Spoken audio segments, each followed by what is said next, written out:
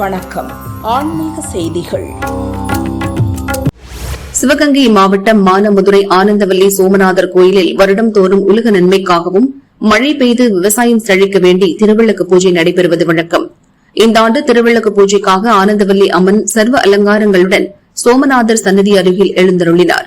அங்கு வைக்கப்பட்டிருந்த பெரிய விளக்குகளில் முதலில் தீபம் ஏற்றப்பட்டதைத் தொடர்ந்து கோயில் வளாகத்தில் குழுமியிருந்த 500க்கும் மேற்பட்ட பெண்கள் விளக்குகளை ஏற்றினர். அர்ச்சகர்கள் பூஜைகளை துவக்கி வைத்தனர். திருவிளக்கு பூஜையில் மானாமதுரை மற்றும் சுற்றுவட்டார பகுதிகளைச் சேர்ந்த ஏராளமான பெண் பக்தர்கள் கலந்து கொண்டனர். பூஜை முடிவில் அம்மனுக்கு அபிஷேக ஆராதனை, தீபாராதனைகள் நடைபெற்றன.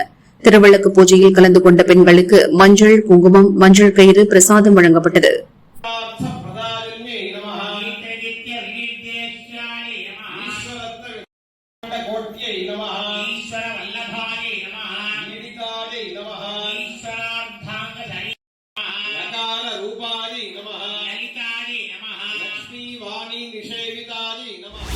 நீலகிரி மாவட்டம் குன்னூர் தந்தி மாரியம்மன் கோயிலில் இந்த ஆண்டு சித்திரை தேர் திருவிழா கோலாகலமாக துவங்கியது.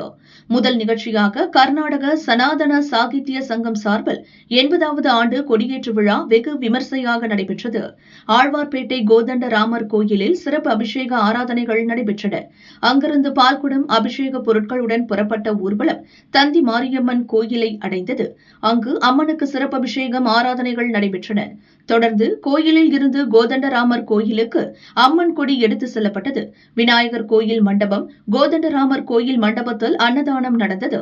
கர்நாடக மாநில கலாச்சார நிகழ்ச்சியான வீரபத்ரா நடனத்தில் தேங்காயை வீசி கத்தியால் உடைப்பது உட்பட பல்வேறு நடனங்கள் இடம்பெற்றன.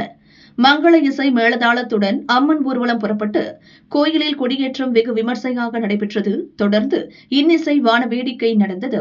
விழாவையொட்டி தினமும் அம்மன் பல்வேறு அலங்காரங்களில் பவனி வந்து அருள் பாலிக்கிறார்.